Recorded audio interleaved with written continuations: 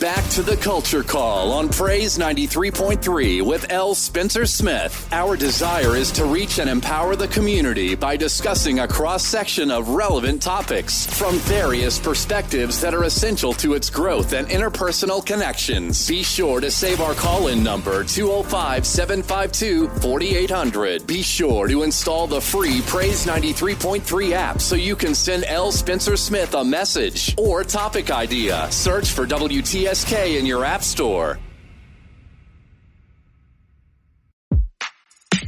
This is a world premiere. Great morning, precious people. You know what time it is. That's right. It's time for the Culture Call, the award-winning Culture Call with yours truly, L. Spencer Smith, right here on Praise 93.3, your inspiration station.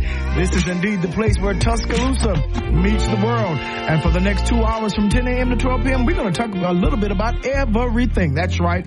From society to sports, education to economics, from religion to relationships. And as always, we are here to create a safe space to have empowering, provocative, and yes, sometimes controversial conversations. And guess what? You can call in and chat it up with me as we learn together right here on the Culture Call.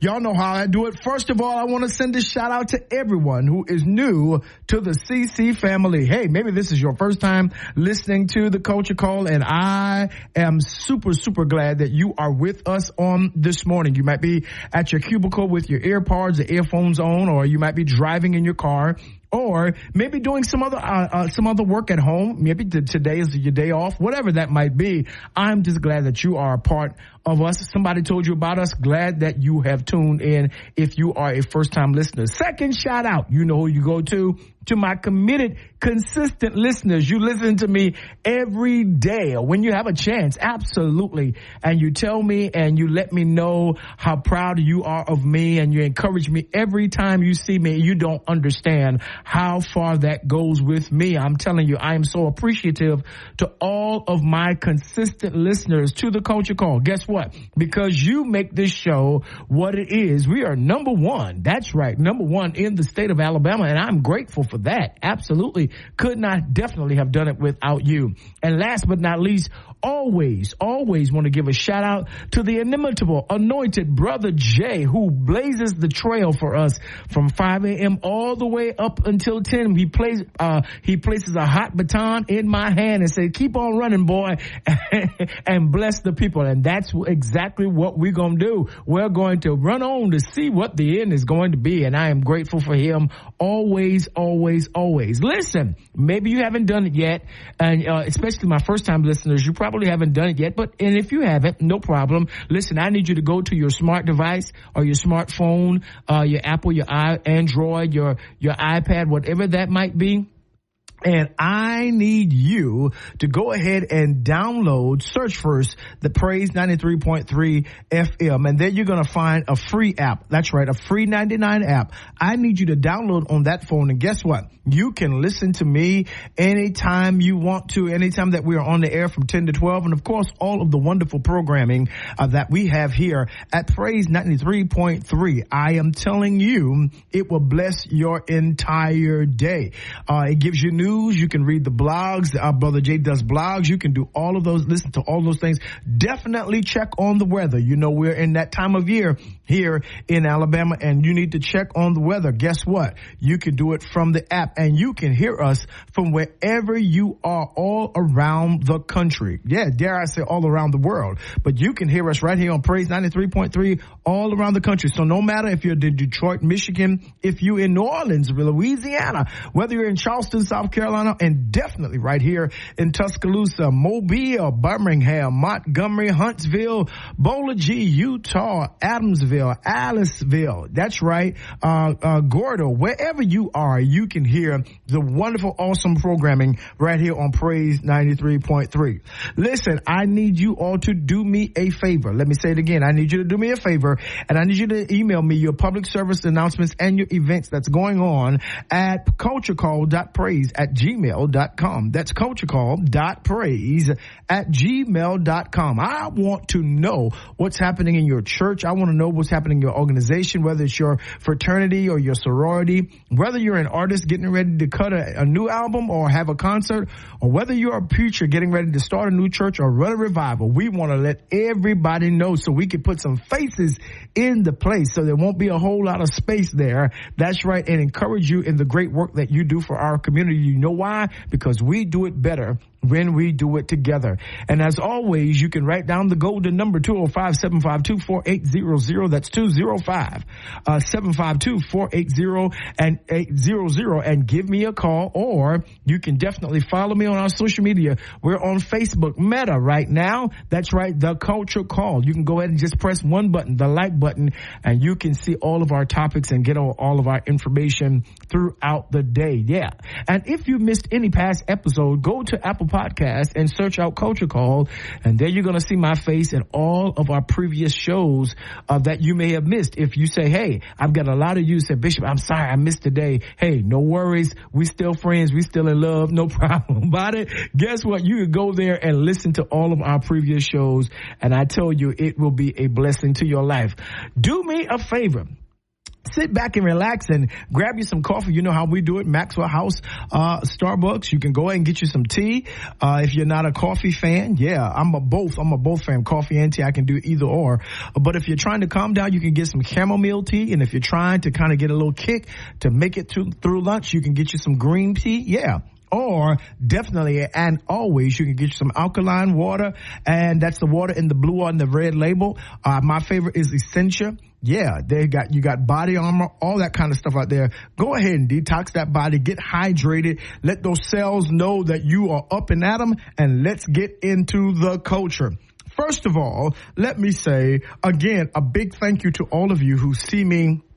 And I've been out a little bit. I've been able to be home a lot this week and this past month, and that's been a blessing because normally I'm on the road traveling, preaching, doing a seminar, teaching somewhere. So yeah, I'm grateful to have been home.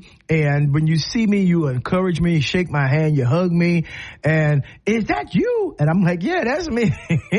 You encourage me so much. I'm telling you, actually make my day, and you're such a blessing. Thank you. Thank you. Number two, this is the month of May. Yes, is Mental Health Awareness Month. You know, month of April was stress awareness. And so these two kind of partner, April and May kind of partner together. You know, April showers bring May flowers kind of thing. And so that's what we're doing. Want those May flowers to grow, but we want to bring you into an awareness of definitely mental health and how each and every one of us must pay attention to what's happening in our minds and our souls and in our hearts, right? That we cannot allow stress and stressors, traumas, triggers to run our lives, right? Feelings are ordained by God, but they are terrible leaders, right? And so you got to have a sound mind so that you won't be led by your emotions and your feelings to make critical choices and decisions in your life. And so that's very important that we understand this month about our mental health, right? Again, the United Negro College Fund had a series of messages, and I believe it's still their motto now, commercials in the 70s and the 80s that says a mind is a terrible, terrible thing to waste.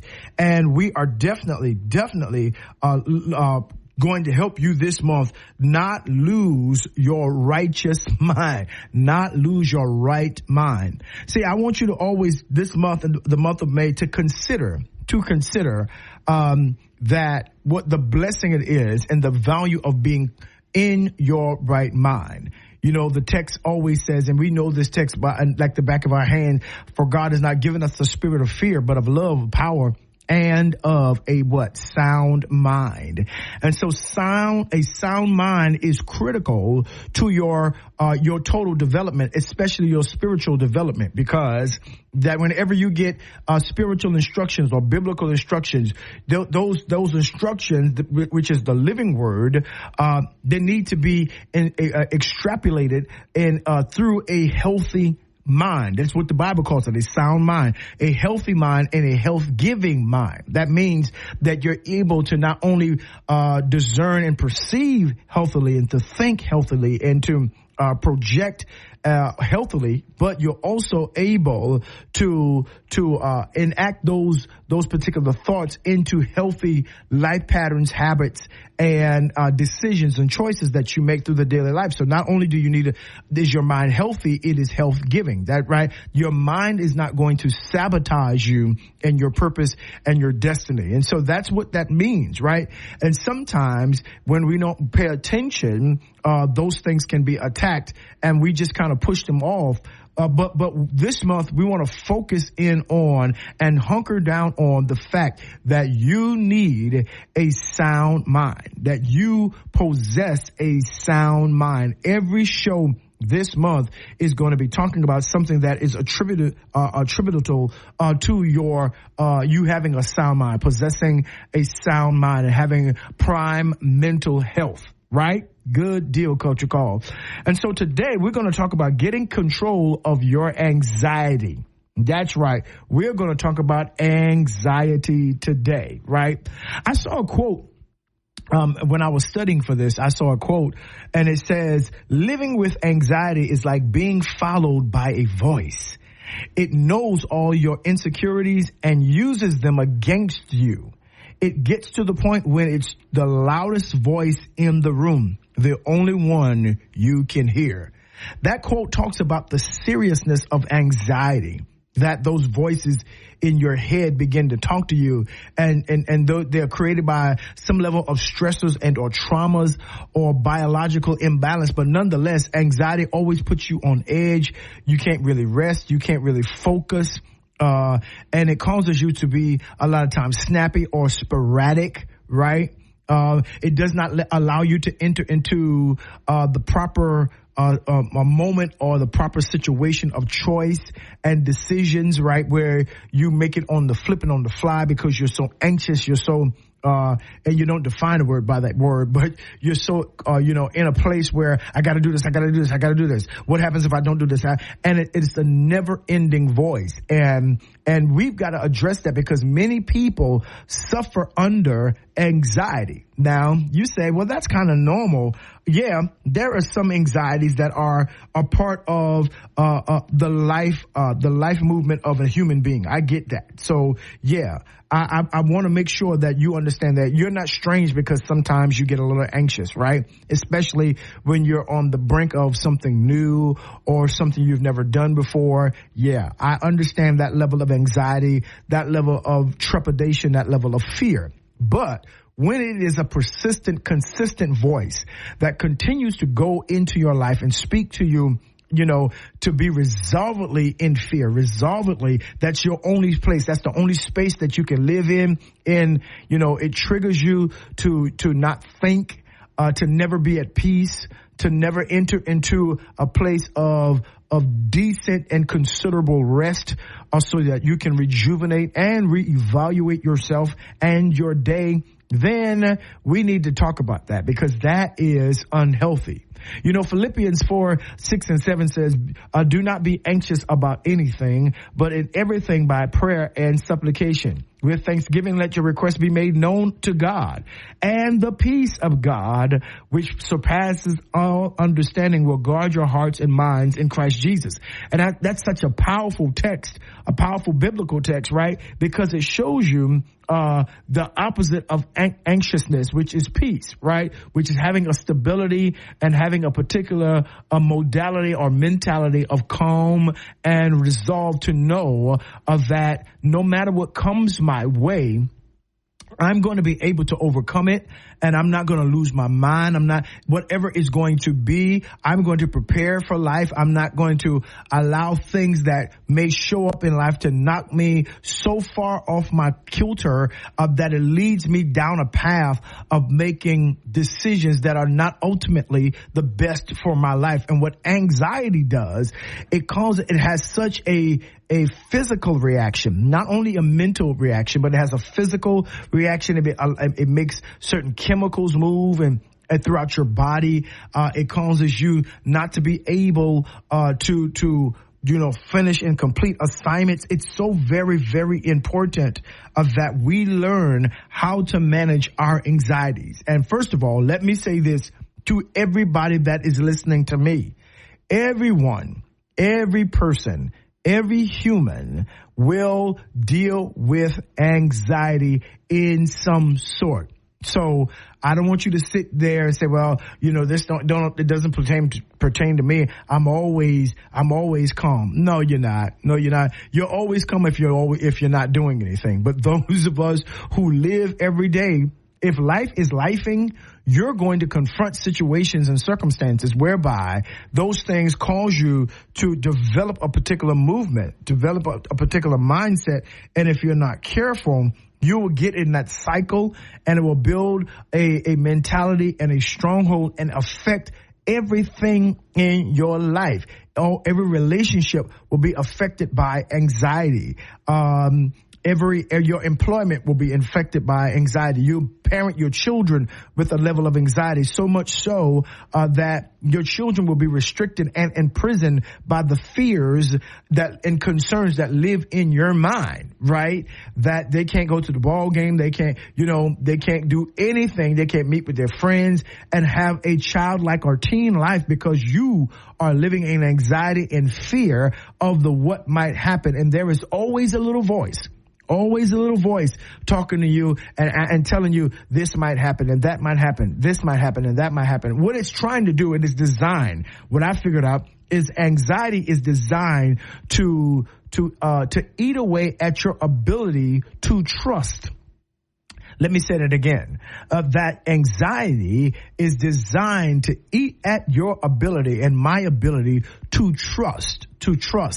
And for those of us who are believers, definitely that is Proverbs 3, trust in the Lord with all your heart and lean not to your own understanding. And that's the place right there, because when anxiety does, it attacks your understanding. And when you understand a thing, you can begin to trust. And so the thing that anxiety does, it eats away at what you understand. It makes you feel like there is no resolve in understanding, or you will never come to the place of understanding or moving in a place to where, yes, I've studied this, I've got this, or better yet, to stand under information and knowledge and wisdom. There is always something that voice will tell you is going to blindside you. It keeps you on perpetual alert. It keeps you in a place to where, you start hyperventilating, and that's the physical aspect, or you start hiding, or you start, not finishing projects because, you got to do this, you got to do that. And it's never a place. Anxiety causes you to focus and live in a place of what? Disorganization. It wants you to live your life in perpetual chaos, culture call. And this is what you cannot do. And my hope and my prayer is today is that if any of you who are listening to me are really on this morning that's dealing with anxiety, that you come on in the room. Come on in the room. Yeah. I'm not talking about you. I'm talking to you so that we can talk through this so that we can what? Overcome this, right? That there is a peace, there is a calm, there is a level of sobriety to where you can come into where you can bring your whole life down.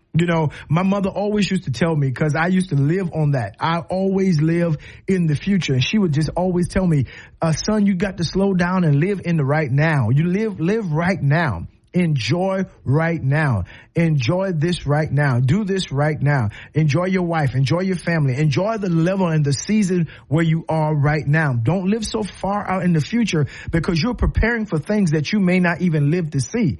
And she would always end it with this particular saying, which is really a book called Don't Sweat the Small Stuff. And it's all small stuff, right?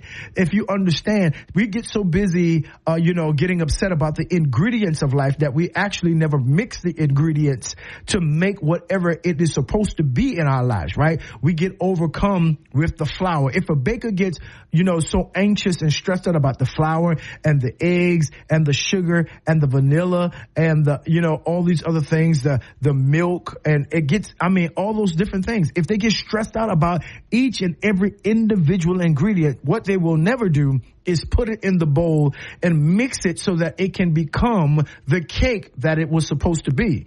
And that is the realm of the evidence of Romans 8:28. And we know all things work together, right? And here it is, especially for church folks and religious people. We are good at quoting the scripture, but we won't apply those scriptures to our lives, right? And it doesn't matter if the words of your mouth say one thing. It is the meditation of your heart that make the difference. And this is why David says, let the words of my mouth and the meditation, what I'm thinking about, what I'm rolling around in my head, of my heart, in my mind, in my soul, be acceptable, be balanced, both be the same thing. Don't let me say a thing that I really don't believe. Don't let me quote the text and then be worried all night, right? If I'm going to be at peace, then I've got to be anxious for nothing. That means that I've got to address anxiety for exactly what it is, right? And a lot of times we are anxious about things that are beyond our control. Right? Have you ever heard of the serenity prayer? I know that you have. And it was always up in my granddaddy's house, in my grandparents' house. They were always, and it would always be there. And it was like, Lord, give me the power and the ability to accept the things, to change the things that I can change and accept the things that I cannot change, and the wisdom to know the difference, right? Because a lot of people don't know the difference between what they can control and what they cannot control. You feel me? Right. A lot of people stressing out over things that don't have anything to do with them, right? And they masquerade and they call it concern, but really it's a state of anxiety. It is, that's right. It's a state of anxiety. It's a place, it's a place where you're like, wait a minute, hold on, what's going on here? And if you're not careful, you'll live your life in that state. Beloved, there are things that are going to happen in this life that you and I cannot control. Let me say it again, that there are things in your life that you cannot control. I want to say that one more time because I don't think y'all hear me. There are things in your life that you will not be able to control. And the reality is, right? The reality is that if you don't learn how to allow things to address themselves, if you don't know how to allow life to happen, right? And a lot of times it's a silent kind of struggle. It's a natural response. Yes, that's what I told you. It's a natural response, but it always has that natural response always leads you into thinking that you're in danger, right? And especially in the areas when anxiety becomes excessive and anxiety becomes persistent. And if you don't have a group of people around you, a company around you to pull you back off of the brink, you will literally, and I'm not saying this as a judgment, but I'm saying this as a fact, you will literally lose your mind fooling up with anxiety. Because you're in a space and a place of always trying to navigate the things that have not even happened yet. You're trying to navigate the future. You're trying to navigate everything in your life, and you cannot do that. You're trying to, navigate this person and how they live. You're trying to navigate your children. You're navigating your spouse. You're trying to navigate things on your job. Everything. And it sounds, that sounds good because we often put that on people. You need to learn how to navigate your life. Yeah. But there are some spaces in life, and I'm liable to say about 80%, even probably more, of your life, you will find that you are absolutely in no control of. You are only in control of the choices and the decisions that you make, right? And the issue is that you can make your decision and choose your choices, but you cannot choose the consequence. You are not able to control how people respond to the choices you make. But how they going? And sometimes you refuse to make the choice because you're trying to assess how others are going to respond. That is anxiety, right? And if you don't understand that the whole idea, it leads to worry or fear. Fear. I'm afraid to go to sleep because I might not wake up, right? But listen, you could be alive and your life ends, right? But I don't want to go to sleep because if I sleep, I might go too deep and might not wake back up. Oh my goodness, right? And it causes all kinds of things. It causes this whole restlessness and irritability, that because anxiety keeps you up all night, you're irritable. Some people are not mean. Hear me. Some people are not mean. They are just suffering from anxiety. They are suffering from the hamster wheel of not having rested, not having had a proper focus, not coming into a space to where, and from a physical aspect where they've allowed, their bodies to be restored. Because see, when you go to sleep, sleep is the reward of those that work. And it's also the reward of those that trust. Let me say that again. Sleep and rest are the rewards of those that work, right? And a reward and the result of those that trust. If you don't sleep and you don't trust, right? If you don't rest and you don't trust, listen, you will be irritable all of the time, right? And you will be restless all of the time. All of the time. And that is not the way that God has intended us to live, right? When you're suffering from anxiety, you have a difficult time concentrating, right? You never finish a project because you go from here to here to there to there. You're constantly distracted by the next. Wow. Did you hear what I just said, Coach Call? You're constantly distracted by the next.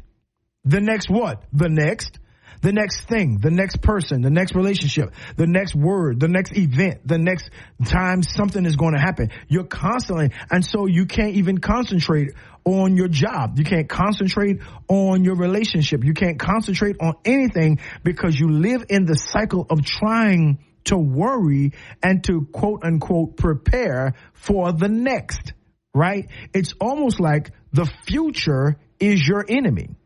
Tomorrow is your enemy. Yeah. And if I was preaching today, I would go to Matthew 6 and tell you how Jesus says that is not a healthy context that you have of the Father. That's not a healthy context of those who are supposed to be believing and trusting. Right? And so we've got to definitely work on that whole idea of anxiety. That's right. This morning we're talking about getting control. You got to control it.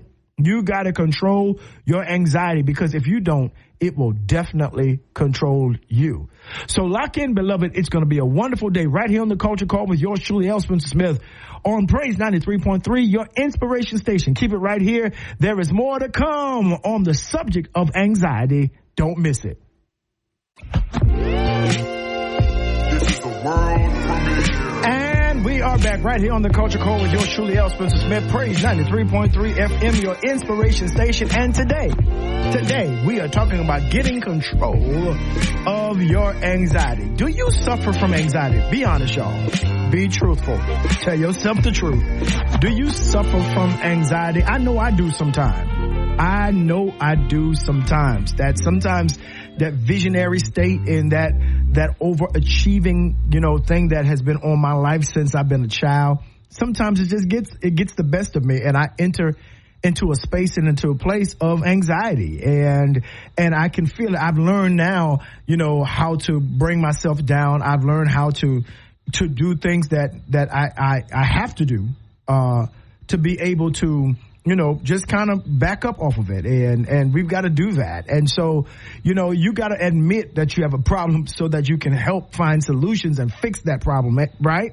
And so there's nothing wrong with you having a little bit of, anxiety that's happening in your life. It happens to everybody. But you and I need to understand what, because one of the things I used to try to figure out is, where does this anxiety come from?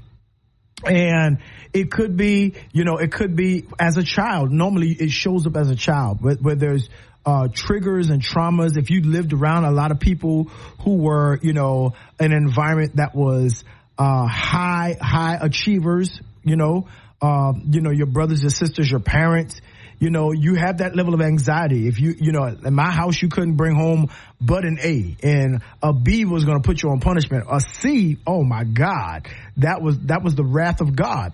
And those are very high tension environments for children to live in. And those things kind of, as they live in it, they start developing that characteristics of anxiety.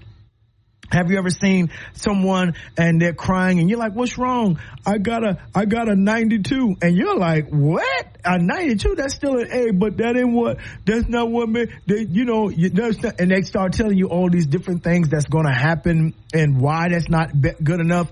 We throw those things off like that. We brush them off, but that's very real to that individual. When I was in school, as a teacher, I would see children have tremendous literal breakdowns because they didn't get the grade, and they are literally afraid to go home. Afraid to go home to that environment it caused them so much anxiety that, they couldn't eat lunch and all that. I saw that, right?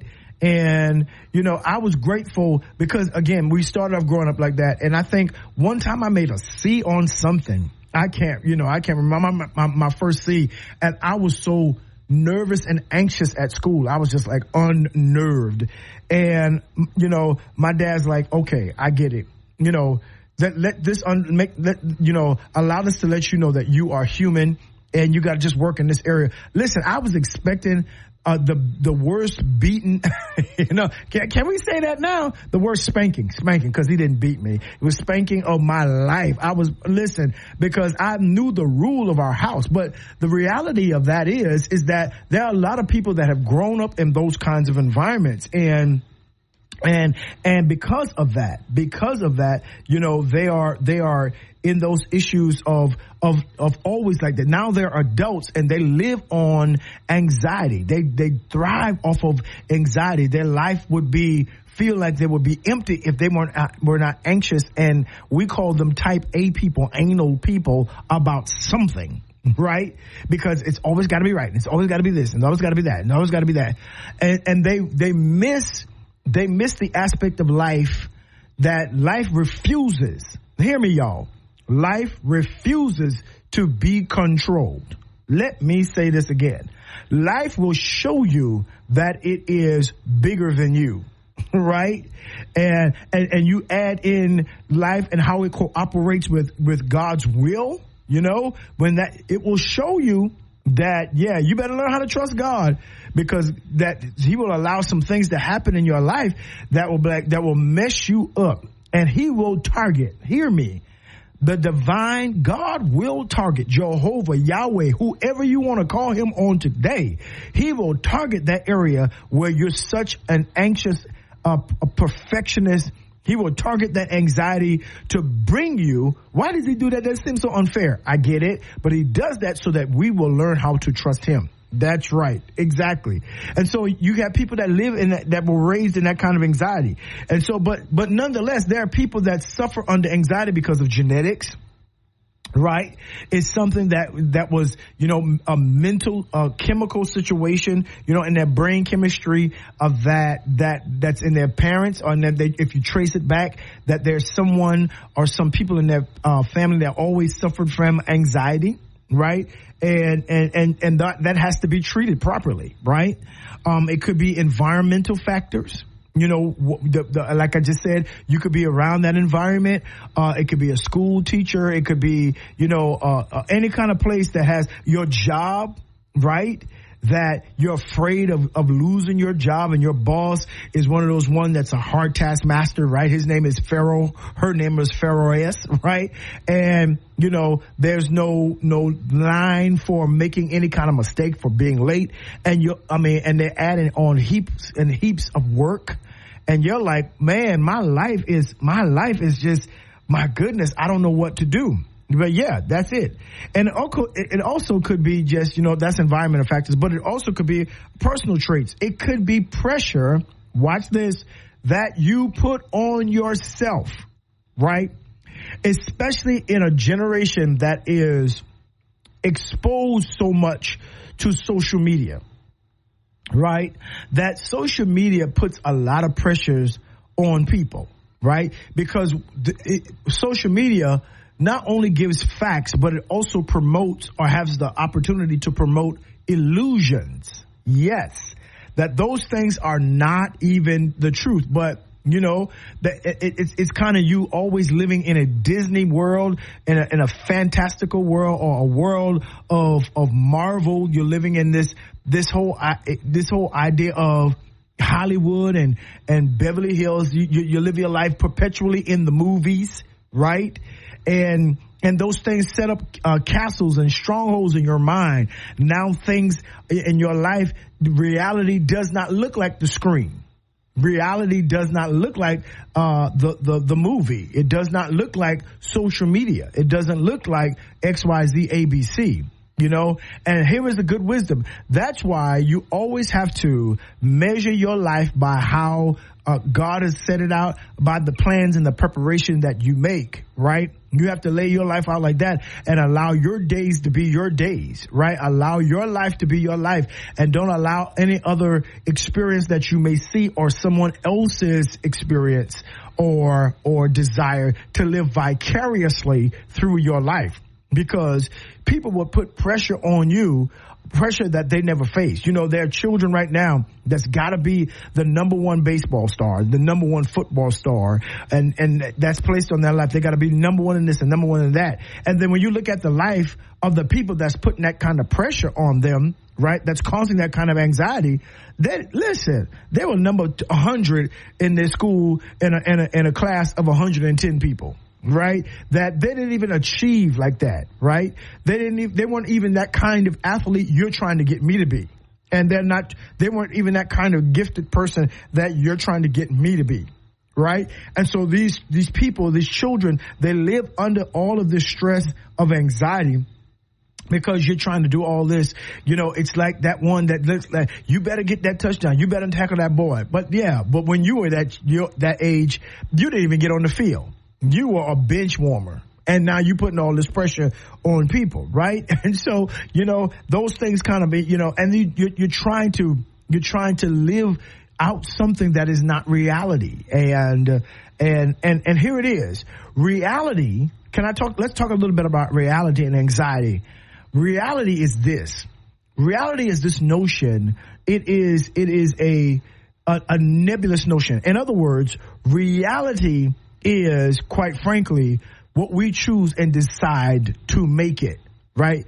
When some people say that that's not reality, they're saying that what you're doing is not reality as they define it, or reality for them, right? That each and every one of us are responsible for our own reality. So people use that word reality as a word of control, right?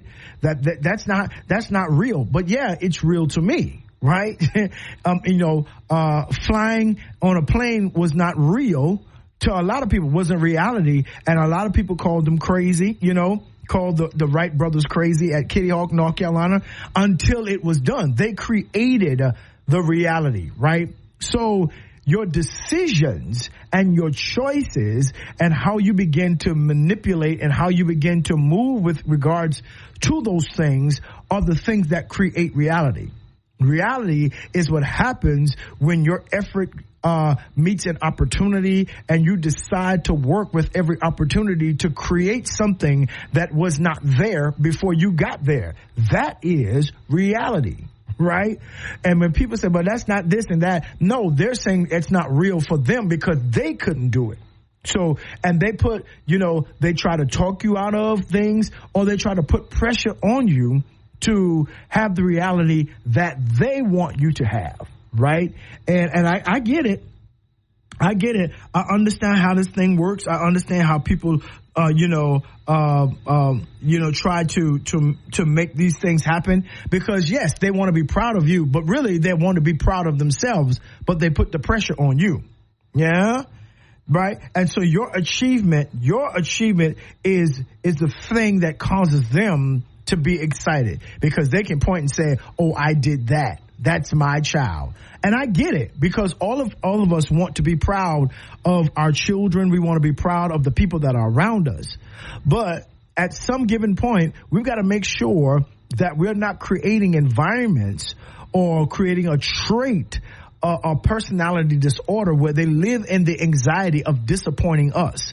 They live in the anxiety, watch this, of not giving them the reality that they want, right?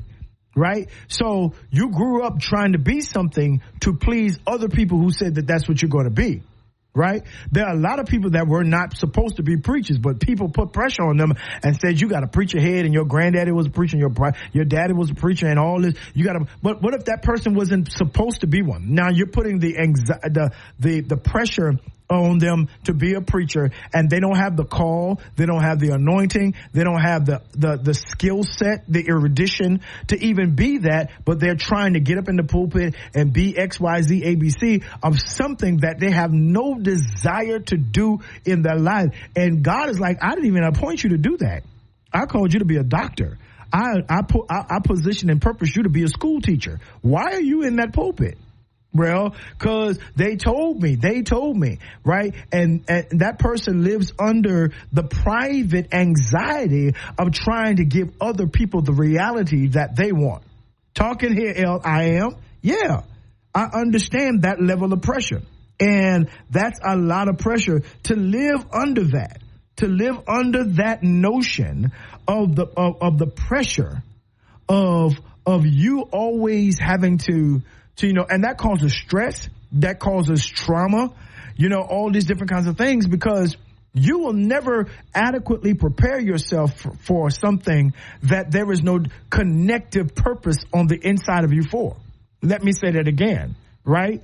And see, when we begin to pull back the layers of anxiety, you will find that the tree of anxiety is connected to the root of a lot of times not living up under somebody's definition of reality for you. Yes. And that's why the text says, train up the child in the way that they should go, right? Not the way that we want them to go, right? Because, we want our child to be doctors, lawyers, all these high-powered jobs, engineers that they've not been bent to do. They've not been sent to do. That they don't even have the kind of acumen that it takes for them to be these things. But they're trying to do those things, majoring in school and going to college and majoring in things to please you. To please you. What if they've been meant to dance? What if they've been made to play an instrument? As if that is lesser than being a doctor and a lawyer, or if that's lesser than being an engineer, right? What if they were designed to be crafty? And I know he is 6'5" and 300 pounds. Well, what if he was purposed in the earth in God's mind to play a flute, to be an amazing flautist, right? That was going to take him to the world. Now he's trying to figure out, how to dissect a frog, and he's under such anxiety because he's grossed out. This is something that he doesn't want to do, but he is facing anxiety because he knows that that's what you want him to become, right? And we've got to begin to remove the pressure of and allowing and helping people discover their own purpose, right? That I'm in the middle point of finishing my book, which is about this whole idea of finding your oxygen. We're going to have to allow people to find their oxygen and stop breathing our air. Yes, absolutely. They're trying to breathe the air that's in our lungs. No, that's for us. That's what we want. If you want a doctor so bad, you go back to school and be a doctor. If you want a lawyer so bad, you go back. That's right. You, not them. Don't put the pressure on them to do that, because that's anxiety. You're creating a voice in their head to make them feel like they're not good enough if they don't live up unto your definition of reality. Right? Have you ever seen a parent that's talking about their child, and that particular child didn't choose what that parent wanted them to choose in terms of occupation and any other thing, right? Then you have they're talking about another child who did exactly what they wanted them to do, and you can tell it, right? And so you put this whole idea, because nobody wants to feel like they don't bring pleasure especially to the people who they grew up with and the people that birthed them, and that's physically responsible for them being in the world. That every child wants to do something. But I want to tell you that pressure can create a mindset, a mentality of anxiety, and it can affect their mental health right into their adulthood. You know, the result of living under that kind of anxiety causes some children, some people to commit suicide because they feel like they will never please anybody.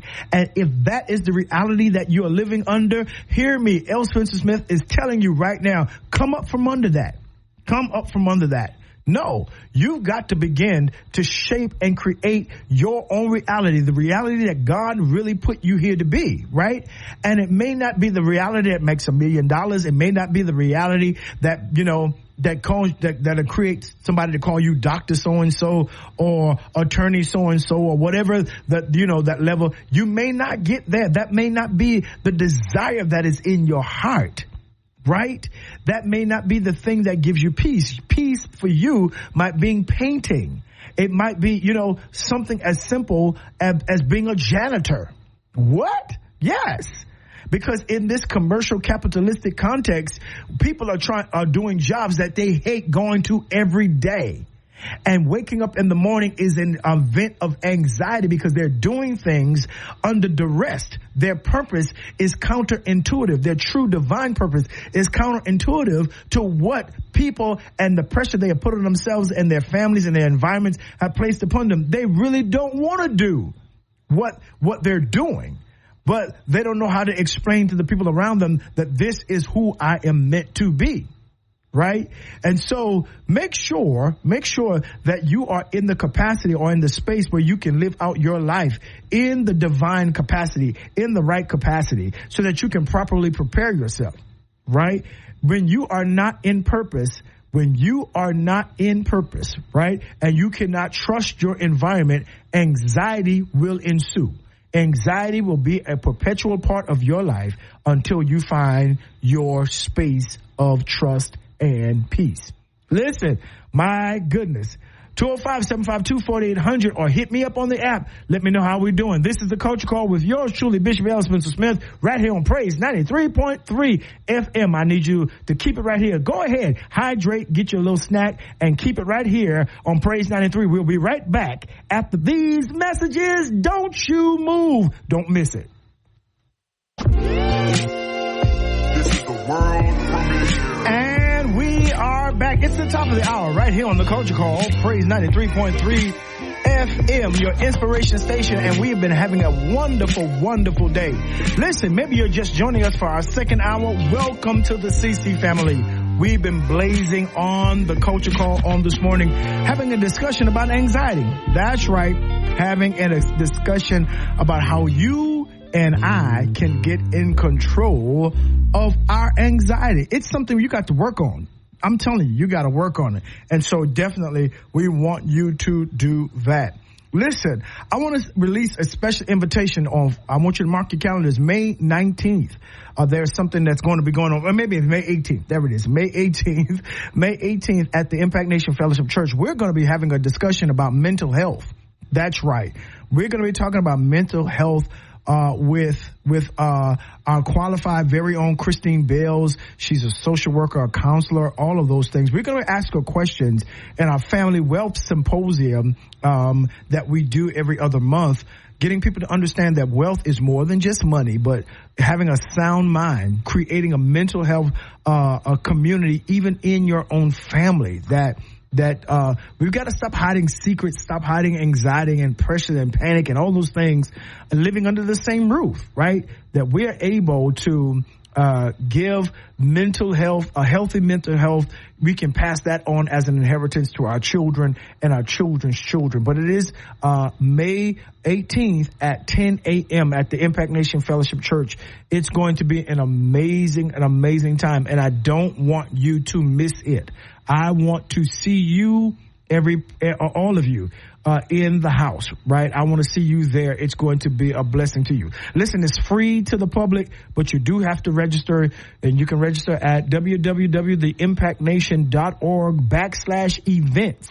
Again, that's www.theimpactnation.org/events. You can go ahead and register right now and meet us there as we talk about mental health.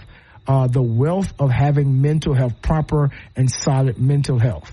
And don't forget, you can send me your announcements at culturecall.praise@gmail.com. That's culturecall.praise@gmail.com. Or you can send it to me via the messages on Facebook. Go ahead and like the Culture Call Facebook page, and you can send me the flyer in a message, the notes in a message. Go ahead. Now, if you don't follow me and you try to send me a message, it's going to send you to this invisible place where I don't always, look in that spot. Yeah, it's going to send you into an area that's just your announcement is not going to be seen. So you got to follow me first. Yeah, follow the Culture Call first, and then send me your announcements so I can find them when we're ready to announce it. Would you do that for me, please? Thank you, ma'am. Thank you, sir. I really, really appreciate that. Listen, so this whole idea of, understanding anxiety, and my goodness, this anxiety affects all of us, right? That there can be healthy anxiety, but there is an anxiety that can get to the place to where it start affecting, your mind and your body. And one of the things that I want to do, and this is what I try to do in the Culture Call every day, especially in the Black community, is for us to be able to create safe spaces to have these difficult conversations that a lot of people live up under, anxiety and things like depression and mental health issues. They a lot of times they live with those things in silence, because we've not necessarily created a safe, educated space to deal with those things. And I think that's very important. And if we don't do that, then we allow our families, our brothers, our sisters, our mothers, our fathers, our nieces, our nephews, our friends, right, to suffer under the silence of having unstable mental health issues, especially in the areas of anxiety, right? And so we've got to begin to create safe spaces and places, right? And there are multiple types of anxiety. There's one that's called GAD, G-A-D, and that is generalized anxiety disorder. There's another one that's called phobias, that you're fearful of everything, fearful of dogs, fearful of heights, fearful of spiders, arachnophobia. There's a whole lot of phobias, right, that we've got to deal with, and that causes anxieties, right? And then there's obsessive compulsive disorder. Everything got to be in a certain place. Everything got to be clean. And watch this. Everything has to be how you planned it. That is a sign of OCD.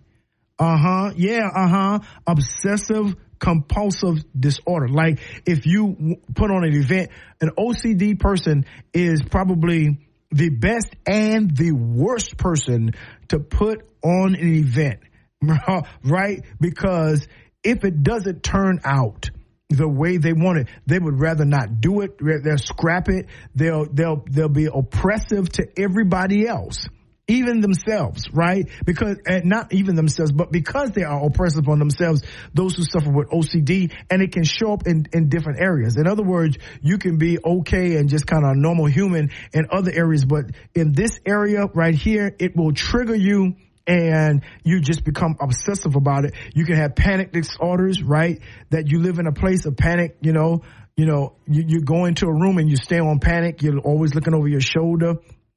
Is what people call schizophrenia. You can have those things going on. Yep. And of course, it can show up in post-traumatic stress disorder, that level of anxiety, and mostly we see this from people who have been through tremendous traumas in their life, whether they've been at war or whether they've been molested or abused as a child and all of those different kinds of things, whether they've gone through physical abuse in a marriage or in a relationship. they can have PTSD, but that is a strain of anxiety.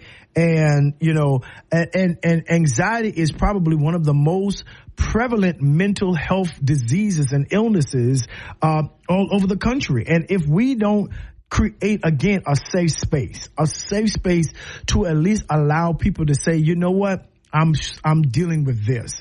I am struggling under this. I am suffering under this, you know, and, you know, if we don't do that culture call, you know, our children will have these things, and then, you know, you'll get a note, you know, and they, you know, where a lot of people that their child didn't even know their child was doing that, and they're in their lives, right? How the young folks say they unalive themselves. I don't know where they get that from, but they kill themselves, right? Because of the pressure and the anxiety that leads them into depression, that they don't feel like they are worth living. Life is worth living because they won't be accepted, or they can't achieve on the level of other people's expectations of them, right?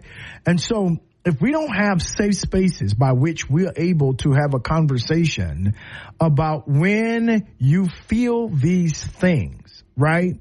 And all of this, what do you feel? Or this is a safe space to come talk to me when you have this occurrence going on. You know, they need to know that I can say, hey, daddy, hey, mama, or they can talk to a brother or sister about it, and they're not looked at as strange, right? You know, they're not looked at as someone that, you know, needs, or should be put off or whatever, or watch this, here's this one, or they have a demon, because they don't, right? And we always deal with mental health as if it is something simply spiritual, and it's not. Now, there can be some origination from spiritual context, right? But when you are a believer, and especially when you have Holy Spirit on the inside of you, yes, let's just do a Bible study real quick. You cannot be possessed by a demon, because what a demon needs is space and opportunity. And if you have the Holy Spirit on the inside of you, read your Bible. That's what don't tell me what you think. Read the word, right? You cannot, it's against the laws of even physics that two things cannot occupy the same space at the same time, right? And so if you possess Holy Spirit, you cannot be demon possessed. Period. That's in that. Since we're on the Christian station, let me go ahead and deal with that real quick. Stop that. You cannot be. Believers cannot be, right?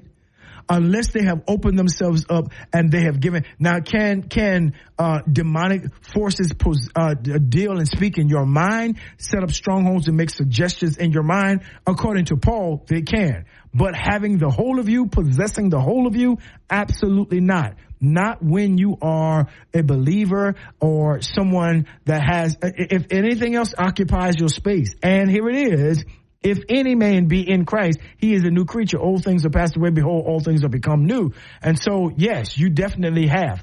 Jesus talks about, you know, you have that space there, that you're a newly created spirit. And the scriptures talk about, you know, when an unclean spirit leaves a man, right? And that man does not get filled, does not have anything else to occupy that space. Holy Spirit does not there, didn't have any biblical teaching, didn't have any, you know, righteous thinking. It says it leaves that man, but it goes into dry spaces looking for some other place. And when it finds that, it returns to that man. And this state is worse, right? That he brings 7 other spirits more vile than him. That's the text. And the end result of that individual is worse, because now that space, that person provided space for it to happen. But you don't have to walk around fearing that when you are a believer, especially when Holy Spirit is on the inside of you. I thought I needed to add that in because, you know, sometimes people be trying to push back, and I tell people, listen, Don't tell me just your church doctrine or your dogma. I want you to follow what the word says when you step this way, because that's what I'm going to do. I stop arguing with people over their feelings and their emotions. And okay, well, let's go to the scripture. I had to tell somebody that they're trying to go back and forth with me, trying to elicit a conversation. And I'm too busy. I'm too busy to be going back and forth with anybody on social media, especially when I know you don't have the gravitas. And that's not an arrogant statement. That's just the facts. Right? If you've never taken the class and never done the study and you want to tell me what you think and how you feel, X, Y, Z. And I told them, hey, I said, I get it. I get it. I can tell already by your language, you don't know what you're talking about. So, and I said that. I said, I can already tell you don't know what you're talking about. But when you're ready to discuss what the text says, when you're ready to discuss what the scripture says, then hit me up. And consequently, they've not hit me up again. So because I'm not going back and forth like that. No, we're not going to do that. Your life is too precious for me just to be spouting stuff off of the top of my head. No. Culture Call, I love you too much to do you like that. Absolutely not. So we're going to do our study.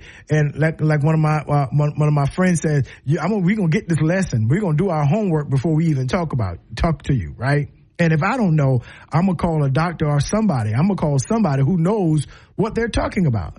Because the reality is we throw people away, but we throw them away ignorantly when we have everything that we need to help them walk through some of the most difficult seasons of their lives. And anxiety is one of those seasons, right? Anxiety is one of those seasons that our children, studies show that children perform better when they're not in that kind of environment and don't have that kind of pressure placed on them. That when they go to school or when they go to college and have that support system to say, hey, all you got to do is do your best.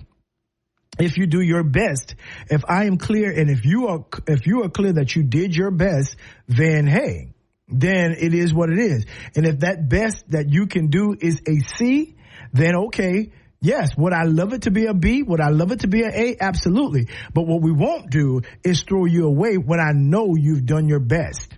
When I know you trying your best, you're studying and you're reading, and this is what you come up with. Hey, it is, let's work some more. I know you can do it. You're going to get better. Yeah. See, in our community, we got to find and foster, again, safe spaces of encouragement and comfort to where that anxiety threshold will never be reached with the people around us, because we're providing a safe space for them to say, hey, I did this and it wasn't the best that I could do, or I think I can do better. Our job is not to say, I don't know how you came up. I don't know how you brought this to my house. I don't know how you, listen, what did you bring to your house?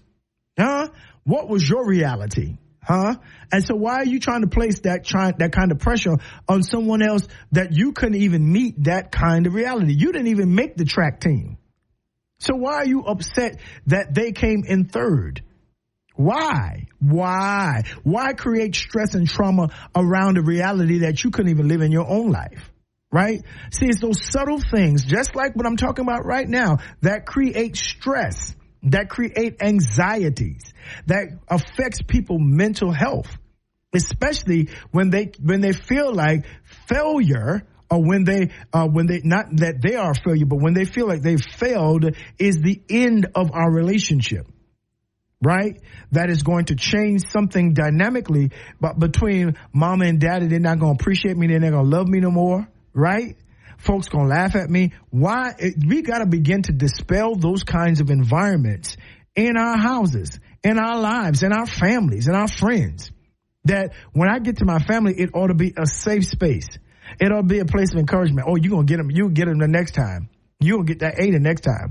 I'm going to help you study this time. Yeah. We're going to focus this time. Where you think you messed up? Show me. Let's talk about it. Yeah. See, because you and I are key elements to help people dispel. Now, there are certain things that are out of our pay grade. What do you mean? Right? That if, I've never been to war, so I can't really counsel a veteran of a war. I can't really advise. I can encourage them to go get help and to go get therapy. Right? But what I don't need to do is have an altar call and try to cast a devil or a demon out of them that they don't even possess. They're like, we not here. That we ain't got nothing to do with this. This person has seen and been exposed to something and they need help walking through it. right? My job is to make sure that they get the resources and get the help that they need, right? Now, I believe in the supernatural. I believe in the spiritual, but I also believe that God has given us the wisdom to understand, to be able to tell the difference in when someone is struggling and it's supernatural, it's spiritual.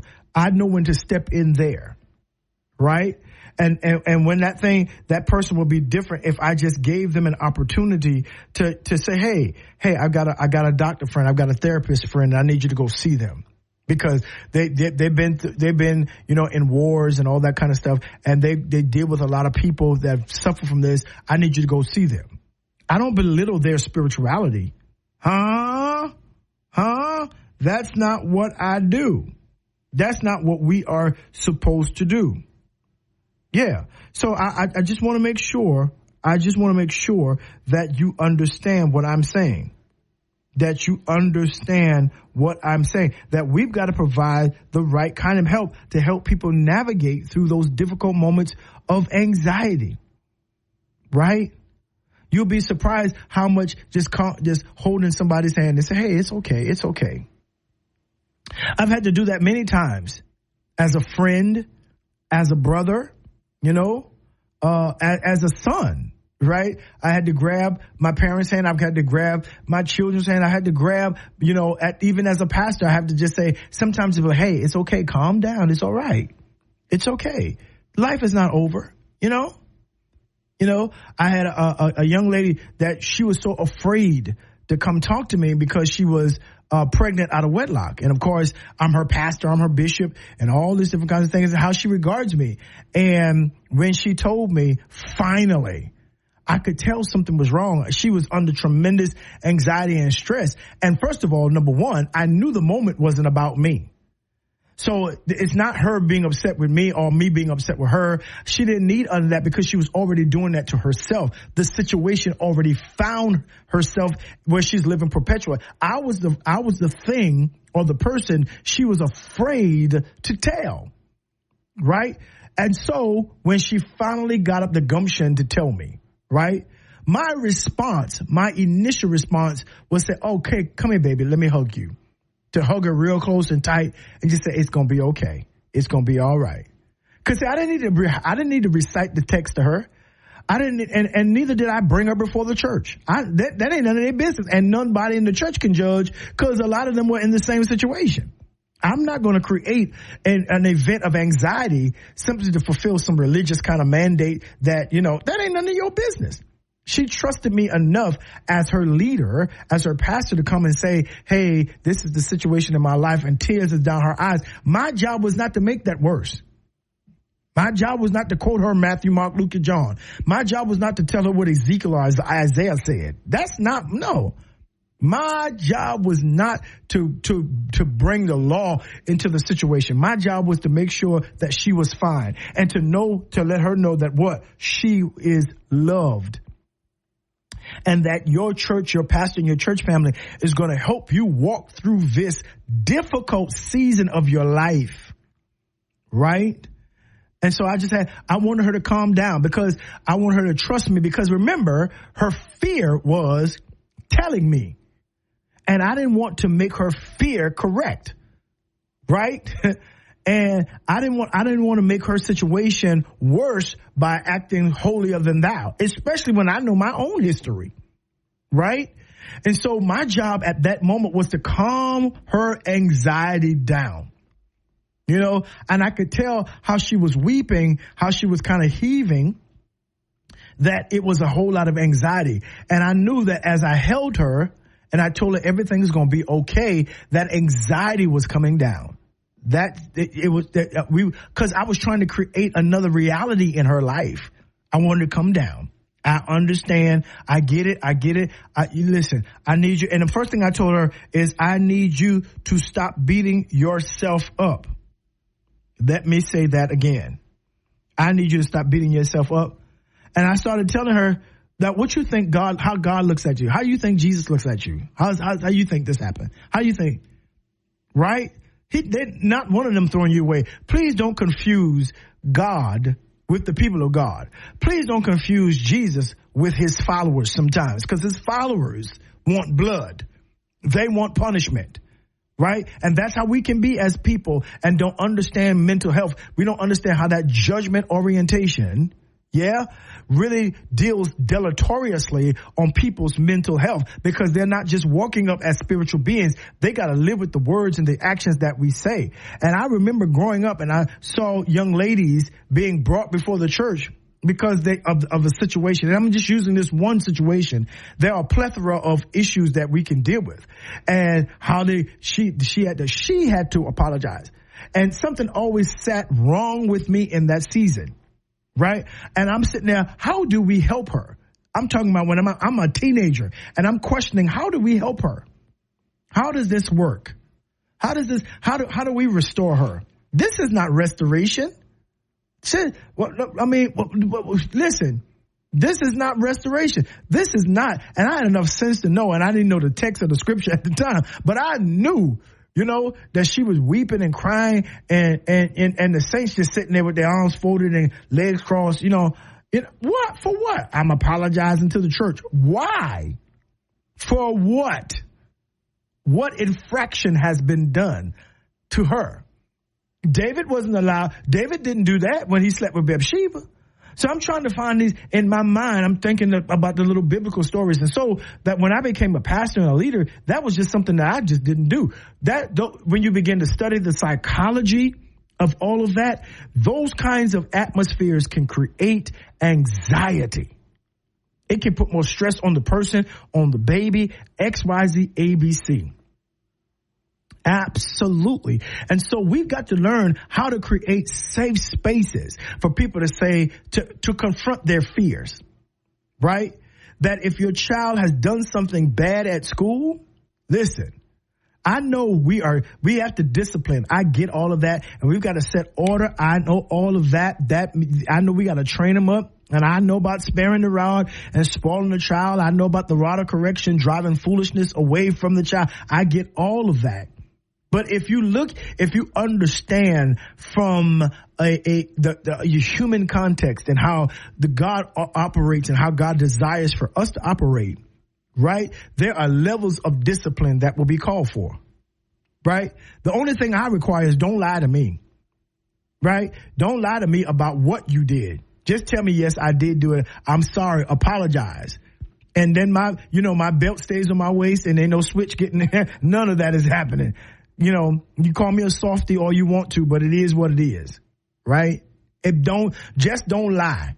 That's all. I tell everybody around me, I'm good. Just don't lie to me. I can handle what you tell me. Don't lie to me, because it changes the degree of the relationship. And now it makes me wonder how you regard me and why you don't trust me to be compassionate and sensitive, right? And people who are suffering with anxiety need that. They need that. It's okay if it didn't go right. It's okay. And they're like, no, it ain't. No. Listen, the program still went good. We still had, we still had people coming up and saying, oh man, this was the best thing that we've ever experienced. And it was the worst thing because one thing didn't go right. And now my job ain't to pick up that one thing. Our job is to make sure they understand, man, we so appreciate you doing everything you did to make this come to pass. To all that, bring the anxiety level down. Bring it down, right? And if you don't do that, here's the reality. If you don't do that, right, then you're going to create a system where the anxiety begins to grow, and you're not going to have an atmosphere whereby you begin to understand exactly what the case and what the deal is.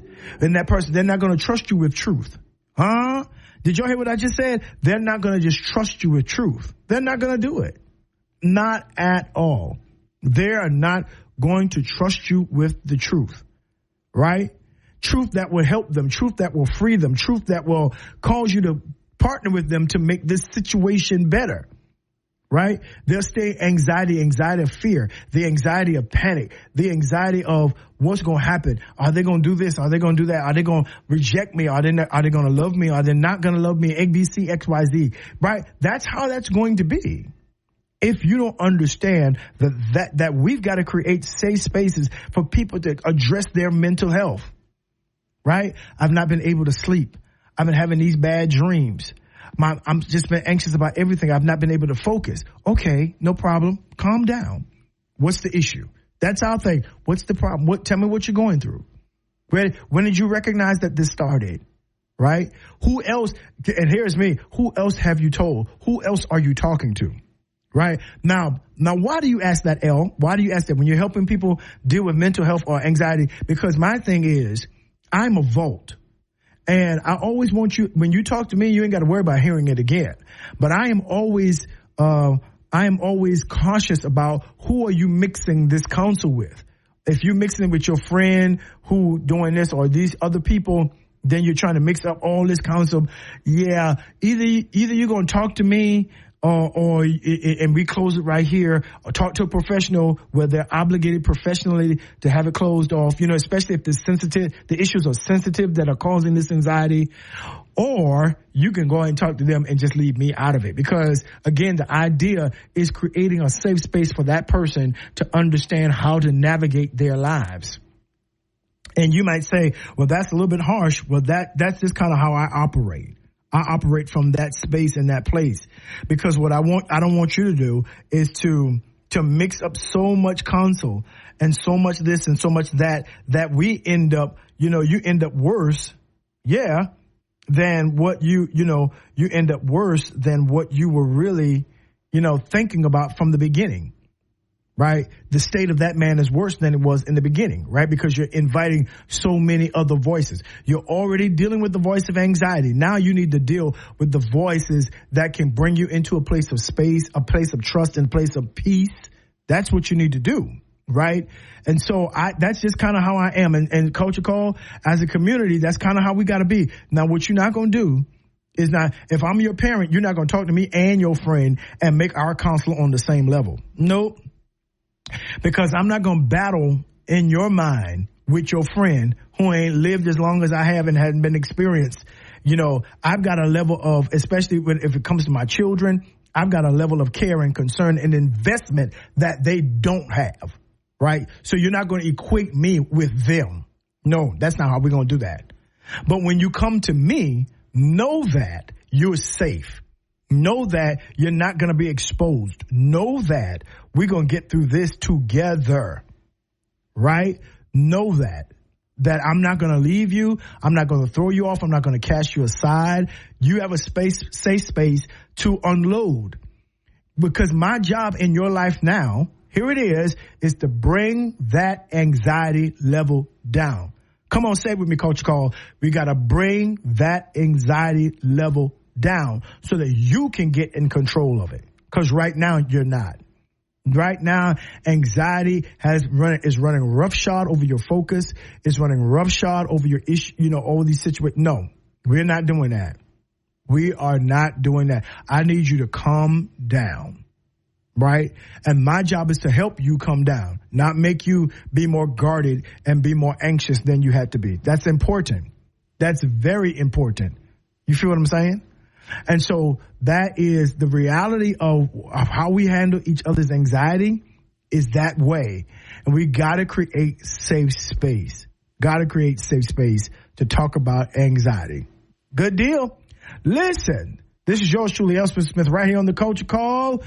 Praise 93.3 FM. We've been having a great day. We got a little bit more to go. I got a little bit more to say. We're going to talk about how we can help deal with, create, we got this community, but how else can we help deal with this issue of anxiety? I need you to keep it right here. Got more to come. Don't miss it. This is the world premiere. And we are back right here on the Culture Call with yours truly, L. Spencer Smith, Praise 93.3 FM. And we've been having a provocative day. That's right. Talking about getting in control of your anxiety. That's something all of us need to do. That's just that one person, right? All of us need to get in control of our mental health, especially in the area of anxiety. And I think it's very, very important that we do that. Listen, and I want to focus on and vector in a different direction now. I want to talk about some help. How do we get this help? And we talked about last segment about creating a safe space. And that probably is the initial point. But where do I go from this safe space? Do I only utilize this safe space? Well, because of the nature of anxiety, we have to understand, Culture Call, that some anxiety, yes, is environmental and event-induced anxiety. But then there are some that require another level of help, right? Some medical and genetic things, some traumatic things will require, beyond that safe space, a level of aid that the regular, usual safe space of family and friends may not be able to solve. And we need to acknowledge that, right? And so we've got to begin to break the stigma of anxiety. We've got to learn how to have those conversations, encouraging conversations, and begin to educate ourselves about various anxiety disorders. Stop just calling people crazy or nuts. Come on. That's not helpful language. Not if we're serious about getting people help, right? And we've got to begin to, promote empathy. It's a blessing to not experience certain things, but it also is a blessing to make space for that person that feels it, to feel, the disconnection and or the pain that they're going through. It's not your pain, but you're able to have compassion and sensitivity and gain an understanding of how it feels to live in this state of perpetual anxiety, right? I can tell you, as someone who has suffered from it, and transparently, who has suffered from anxiety, that it was the opportunity to not only have a safe space with my family, but to talk to somebody, to talk to a therapist, to talk to doctors, to talk to somebody who can say, hey, okay, first of all, you're okay. And a lot of people go through this, and understand how you feel, right? And you will just be surprised, Culture Call, how that simple conversation can take place, right? You'll be surprised at how that whole issue of just knowing that somebody out there cares and I can get help. Because one of the things that anxiety says is that you're stuck here in this on this hamster wheel, and there is no help for you. And so we've got to begin to understand that is a lie. That is the deception of the anxious mind, right? This is one of the reasons why we are cautioned to not be anxious for anything. Don't allow anxiety to creep in about anything, right? And it lists in that text, it also lists the kind of help, or the help that we can begin to employ, right? It's a self-care thing that you begin to practice prayer and mindfulness, right? And begin to get relaxation techniques, right? One of the things that helped me is, and you can download it on your phone, that when you get to that place and that space, they've got a particular apps on there that can help you. It plays white noise, pink noise, has waves. It puts you in a peaceful setting, right? There's one called Aura, A-U-R-A, for those of you who will, do that, A-U-R-A, or there's one that you can call, it's called Better Sleep. That's one as well. And so if you do that, and just play it when you feel that anxiety come to pass, stop what you're doing, put in your headphones and play that. That music, it provides that therapy that calms that anxiety down, right? And then what else you can do is prioritize sleep and healthy living. Get away from sugar. Let me say that again. Get away from sugar. Get away from caffeine. Get away from it. Get away from those things, because those are the things that keeps your system really hype, right? It really adds that notion to your life, right? And so you got to get away from that, curb it down, start thinking about what you're eating, healthy foods, right? And getting proper rest, Set that time where, and all of us know what causes us to go to sleep. For me, it's a cool room, right? With a cool pillow. And some of you, might need to cut the TV off and just put on the app, the Aura or the Better Sleep, and put that on and let those waves. It might be lighting candles in your room, but cut that TV off, especially if it's comedy, if it's horror, if it's high action. No, cut it off and find a decent time to go to bed. But you don't know, I got to work. Guess what? You got to find a space to take care of you. Eat healthy. Eat the right proteins. Eat vegetables. Stay away. I want to say that again. Stay away from sugar and drugs, alcohol, cigarettes, all those different kinds. Stay away from it, right? And here's another one. Stay physically active. Go to the gym. Get a gym membership. Get on the treadmill and just walk, right? Get on the elliptical and just do that. Get on the Stairmaster, right? Go ahead. Just walk around your neighborhood. Go to the park and walk, right? And for me, one of my calming techniques is I'll do that and I'll listen to some jazz, right? Or I'll listen to some gospel, you can walk and listen to Praise 93.3, right? And just do that. Find ways to calm yourself down, right? It's so very important. So very important. And then for those that are in a more anxious way in terms of genetics and chemical things in your mind, all that kinds of things, traumatic stress, begin to think about, therapy, cognitive behavioral therapy that will help you walk through certain things, because you got to be able to do that now. You got to be able, and don't be afraid of therapy, right? And you're not obligated to tell everybody your business. Hello, Culture Call. Touch your neighbor and say, amen, amen. That's right. You are not obligated in any way, form, or fashion to tell anybody that you're in therapy. No, that's none of their business, right? You can go to cognitive behavior therapy. You can, and then they may subscribe some medication, because some anxiety, because of chemical workings, you might need some anxiety prescriptions that they can give you, that they are specialized in diagnosing yourself. Now, I'm never going to tell you not to do that. I'm a pastor. Yes, I'm pastor. I'm spiritual. I got the Holy Ghost, all those different kinds of things. But here is the deal. I have learned over 30 plus years in ministry is that I take care of this space and allow other professionals to take care of their spaces, right? And a lot of times therapists will ask the person, can I talk to your pastor? Or can I call your pastor? Can we work up a plan where all this works together, right? And then, of course, you can do lifestyle changes, or you can find a support group of that deal with anxiety, a support group that causes you and helps you, talk about what other people, so that you will know that you're not in this by yourself. And that's kind of what anxiety, the voice of anxiety, always says, that, you're not in this by yourself. You are not in this by yourself. It is imperative that you learn that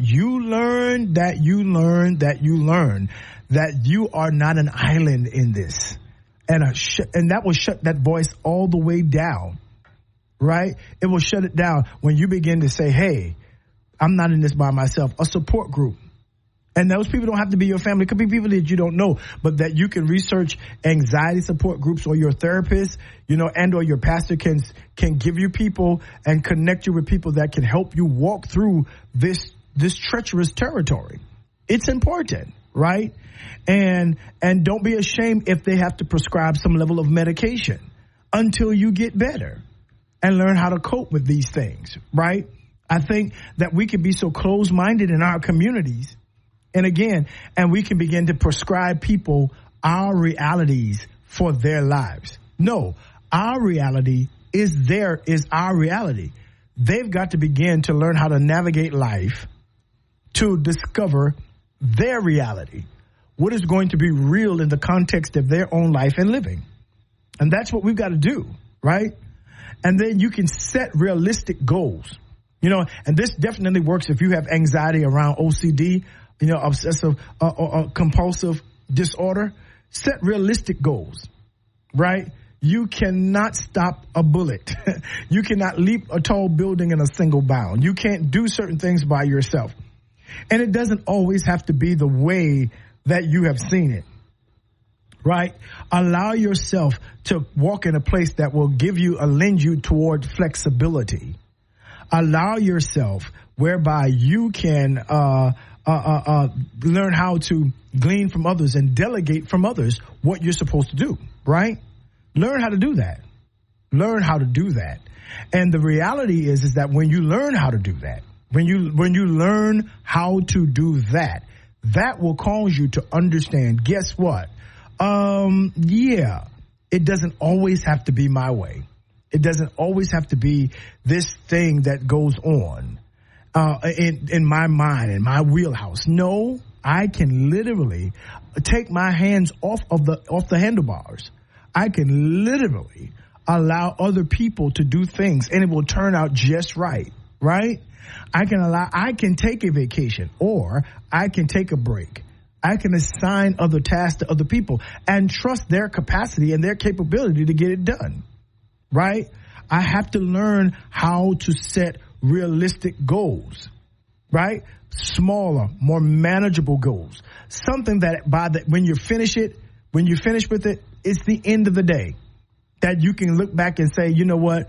This is good. I got this done. Now I'm going to relax. Now I'm going to take some time for me. Now I'm going to go to lunch with a friend.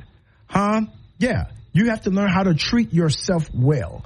A lot of our mental health has to deal with learning how to establish certain wellness approaches for your own life. If you don't do that, if you do not do that, then guess what's going to happen? What you're going to figure out is that you're going to run yourself because of anxiety, you're going to run yourself in the hole. You're going to be so, despondent. You're going to be all over the place. You're going to lack focus. You're going to be so tense about everything that you'll never come into the context of life's enjoyment. You've got to learn how to allow yourself to come out of that matrix and that tornado, that storm of anxiety. And when I tell you this, it's really going to be all right. What you're worried about is really going to take care of itself. What you're struggling with, what you keep overthinking. Hey, did you hear what I just said? What you're overthinking is really going to resolve itself. Once you do your part, that's the part you do. Let me say that again. Once you do your part, that's the part you do. And that's it, period. And don't stress yourself out about it, right? And you're going to see anxiety begin to wane. Yeah, because it does not and is supposed to not have that kind of place in your life. Listen, this is the Culture Call with L. Spencer Smith right here on Praise 93.3. Got a little bit more to go. I see the runway. We're going to land this plane, but we got a little bit more. I want you to stay right here. Don't miss it. This is the world premiere. Well, CC family, we've had an amazing day today on the Culture Call talking about anxiety. And I want to leave you and let you know, hey, you're in a safe spot. Find you a group of people that encourage you on the way and help you get out of anxiety. I'm super, super proud of you already for coming out and making sure that you do what you've got to do to protect your mental health from anxiety. Listen, like my grandmama would say, and my mama would say at the end of every phone call, I love you a bushel, I love you a peck, and I love you a hug around the neck. It has been yours truly, L. Spencer Smith, right here on Praise 93.3 FM, The Culture Call. We'll catch you tomorrow morning from 10 a.m. to 12 p.m. Don't miss it. Listen, I want you to be kind, be good, be sweet to everyone, be at peace, and have a great day. Love you guys. Peace.